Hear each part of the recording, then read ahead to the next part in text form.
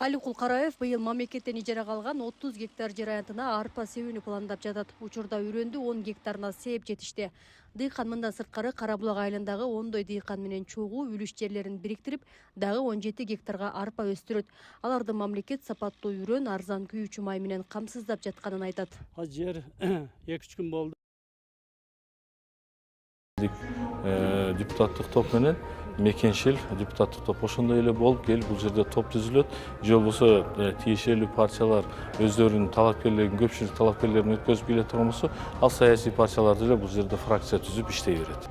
Депутат Жанарбек Акаевдин ырастоосунда аялдар үчүн 30 мандаттын бөлүнүп атканы тарых жаратат. Шайлоого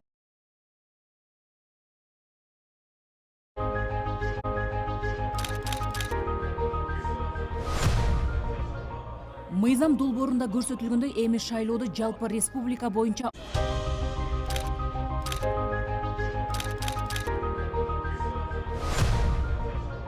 Мыйзам долбоорунда Жок, мына достук менен бүтүрүп коеюнчу. Мына ким эме турасыз, жанагы Абдрашитович. Султанбай Абдрашитович, сиз турасыз, мына сиздин көзүңүзгө айтып коеюн. Өткөндө сиз бир ушул жерде сүйлөгөндө айттыңыз, достук воровка, ворота болуп турат эле деп. Көрсөтмөчү слайд барбы?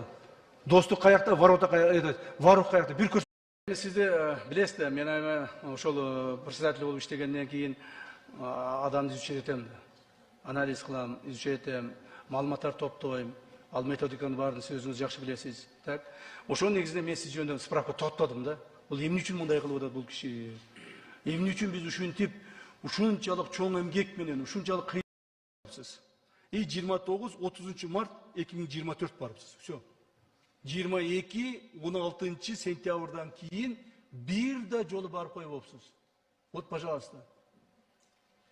На ваше выступление ответ. Коомчулук өз талкуу алып алсын. Ким туура айткан, ким туура эмес айткан. Анан сырт Варовтун воротасы дегенге мен түшүнбөй атам. Бирок сиз айтып атасыз, алардын жолу биз тарап менен достук аркылуу өтчү эле, ошон үчүн биз бул жерди тосуп койсок болот эле деп. Урматтуу Султанбай Абдрашитович, булар давно биздин достук аркылуу өтпөй калган. Булар бияктан өздөрү жол салып алган. Мына, булардын өзүнүн жолу бар. Бул жолду булар объездной кылып Абдрашитовичтин мандатын алып койсо, таң калбаңыздар. Центр избиркомго. Мен запросту жөнөттүм. Себеби бул мен жүрөгүмө тийди, сиз айткандай. Ошондон бери мен бир сөз айта элекмин. Бир дагы интервью берген жокмун, бирөөгө сөз дагы айтпадым. Бүгүн айтайын деп атам мен, бүгүн жарылайын деп атам. Султанбай Абдрашитович, сиз турасыз, мына сиздин көзүңүзгө айтып коеюн. Өткөндө сиз бир ушул жерде